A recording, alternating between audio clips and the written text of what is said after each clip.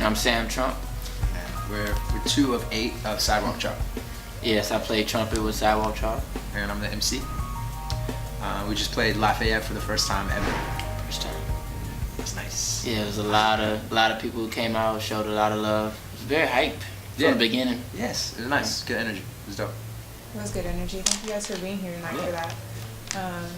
So, how did you? There's 8 of you. That's like the biggest band I've ever seen. So how did you guys all find each other in such a big city and start playing? A lot of us went to the same college. We all went to music school at Columbia. Okay. And just started there in 2008. And yeah, there was no like preconceived idea of like, okay, we want to be this type of band or we want to make this genre of music. It was just people came together and we started doing it, and we met Sam and David and had them come in. Their first time playing together was at rehearsal. Yeah. And it was like instant, like perfect. Yeah, David and I our horn section, our horn group is called Hornbread, and we were baked in one pan. Baked in one pan. Yeah, it's nice. That's pretty cool.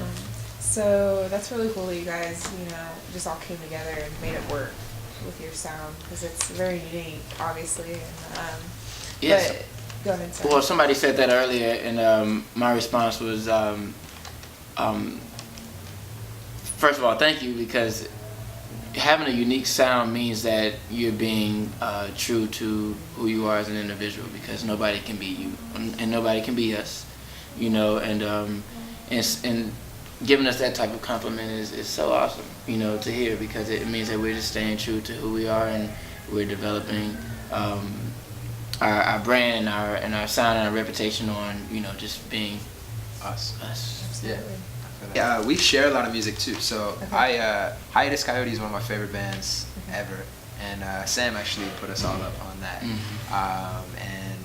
yeah, as an MC, some of my favorite people. I was talking to somebody tonight who she said this was my first time. She was maybe like 48.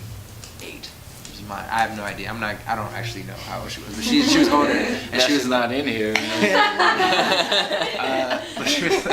But she was like, I've never heard hip hop before. This is my first time ever hearing any hip hop, and I liked it. And I'm like, okay, cool. So look, you need to go listen to. And I was like, you need to go listen to De La Soul. So I'm trying to think, what is she gonna like? That's also dope. I told her De La Soul. I told her The Roots, and I told her Lupe. So I was like, if you like this, I think you would like this too, and that can be your foray in hip hop. But so those are some influences. Outkast is my favorite group, and Andre's. I don't know. Andre is still my favorite MC, but Big Boy is really, really dope too. And there's a lot of music that influences us outside of hip hop too. Vocalists, instrumentalists. Yeah. And what about you? Because you play trumpet, and I don't know too much about trumpet, so. Yeah, well, I've been playing trumpet for about 20 years now, and for the last 5 or 6 years or so, I've been studying jazz, and there's a lot of great jazz trumpet players who, like Freddie Hubbard, Clifford Brown, of course Miles Davis, Donald Byrd. Some of these people you may not know, but they're legends in the jazz idiom, How's it been on the tour? Do you guys have any, what's, I don't know, the strangest thing? Man, last night was pretty crazy. What was last night? It's a long story, but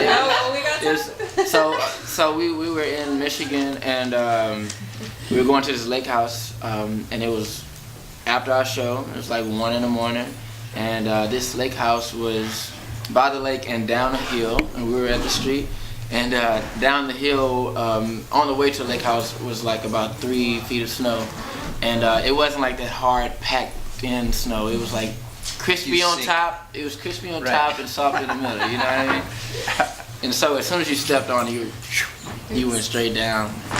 But, and we didn't actually know where it is. So so we're trying to find a house when the entire area is covered in snow. So and there's a garage, and then there's a house, and then there's the house we're trying to get to. And so we're like with flashlights walking around, trampling through snow, falling down, trying to figure out, knocking on doors that aren't the house we're supposed to go to. At 1 a.m. At 1 a.m. We finally got in.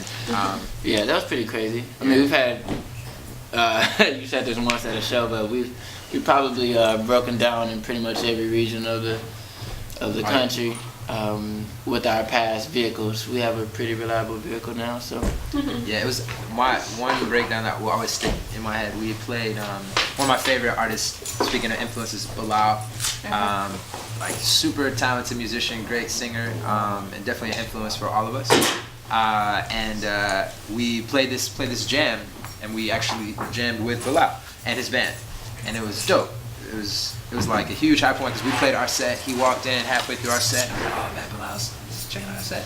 And then Sam and I did a song with him, and it was dope. And we left that and immediately broke down on the side of the road. And I think we were there for hours, like maybe 3 or 4 hours or something like that. Yeah, that was our first breakdown, I think. It was the first big, yeah. After our first big night on tour. And that it comes full circle, for this tour.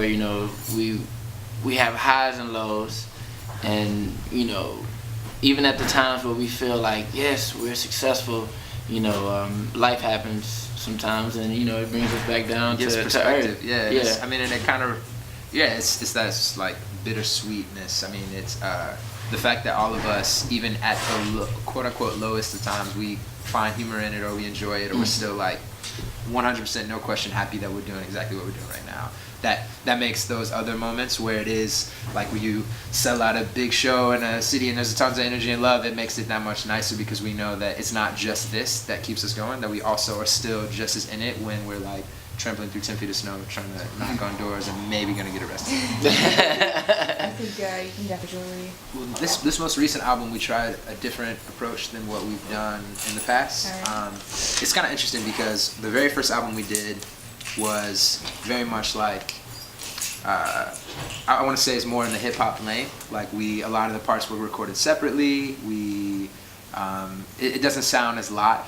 And so we wanted our second album to sound more live. So our second album has more just full takes. You're hearing the trio playing together, with some minor tweaks as opposed to just everybody kind of putting in their part on top of each other.